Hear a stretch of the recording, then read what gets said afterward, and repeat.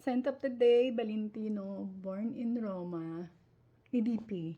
Kasi gusto ko ng medyo floral ngayon. Pero gusto ko rin yung sana yung medyo warm. Kasi ang lamig, lalo na ngayon umuulan.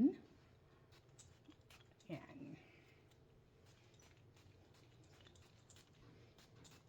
Yan. Valentino, Born in Roma. Pero gusto ko nga ng warm. Kaya, papatungan ko siya ng Oud Bouquet by Lancome. Pero konti lang. Kasi talagang malakas to.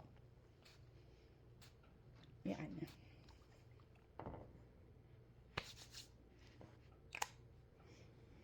So, ayan ang aking combo for today. May scent of the day. Valentino, Born in Roma, and Oud Bouquet.